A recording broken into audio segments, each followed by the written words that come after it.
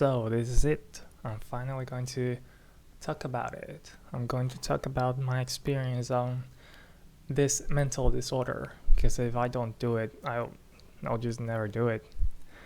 Um, Thinking about the things I should fix in this video, if I should make it this way, this other way, but I figure out I'll just make it easy. It'll just be me with my phone camera, my cheap microphone, and just my speech right here.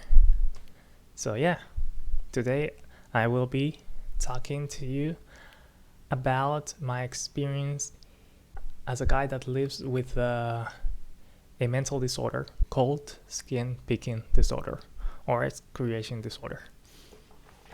Please note that disclaimer, everything that I'm going to speak about it's just based on my experience, and not every human is the same. Okay, so excoriation disorder, also related to chronic skin picking, is a mental illness related to obsessive compulsive disorder. It is characterized by repeated picking at one's own skin. Okay, now that definition out of the way, about myself. Now, I remember I've been dealing with this since around the age of 15. At the time, of course, I did not knew this was an actual case. I was just normally, it was just natural for me to scratch everything I saw or considered to be a imperfection in my skin. And scratching was a way to solve it. Obviously, I only managed to make it worse. Every time I got a cut, a bruise, I couldn't just let it heal properly, which left marks on my skin. Every time I saw myself scratching, I was self-aware of the damage I was dealing to myself. But when I stopped, I would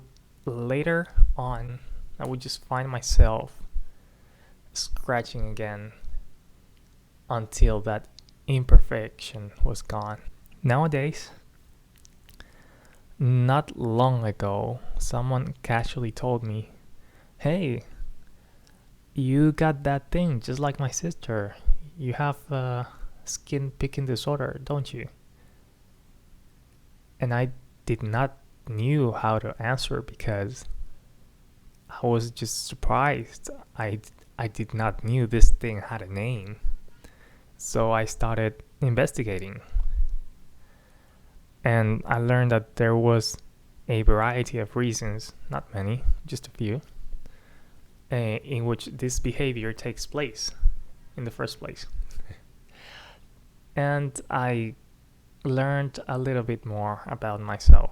Today, as you can see, I'm an adult. I'm 26 years old right now. And I'm far from getting better. Sure, my case is not as dramatic as some people out there, but I still not found a way to stop. The places I normally scratch myself are in my arms, obviously, scalp, face, back especially, and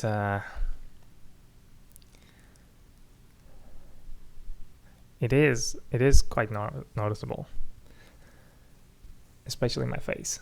Of course, I'm not getting closer right now, but yeah. The times I get stressed is just when it gets worst. Especially this present time, to be honest, my experience of happiness has not been continuous. And rather than stopping, I've grown to simply live with it, accept it, because it's just easier to do so. Of course, I do not encourage this attitude. I don't believe self-harm is good for you. Nonetheless, I am a normal person, if you're asking.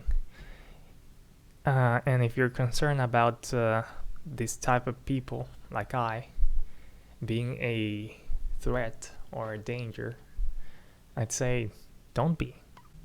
I don't believe we are a danger to anyone else but ourselves. And to wrap this up, I hope this video has provided you some insight, some knowledge. For those that are dealing with this, I can only hope the best for you.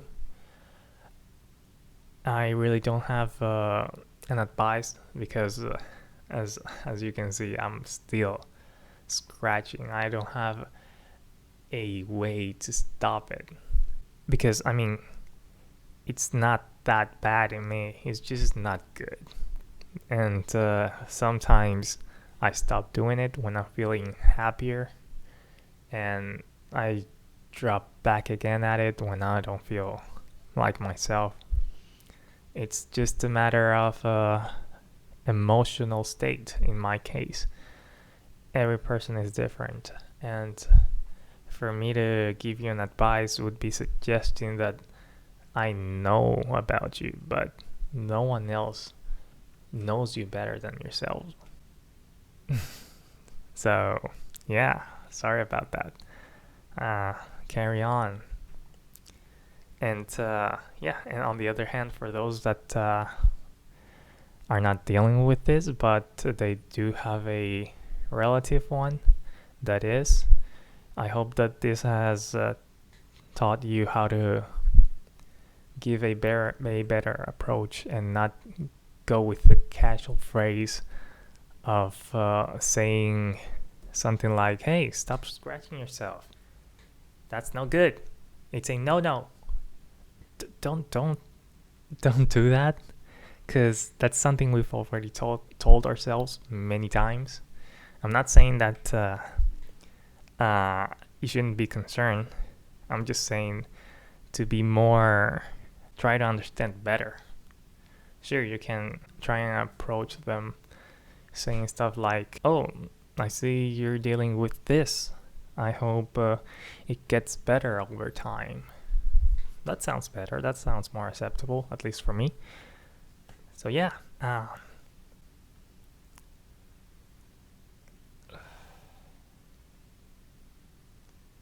That's about it. I mean, have a nice life. Bye-bye.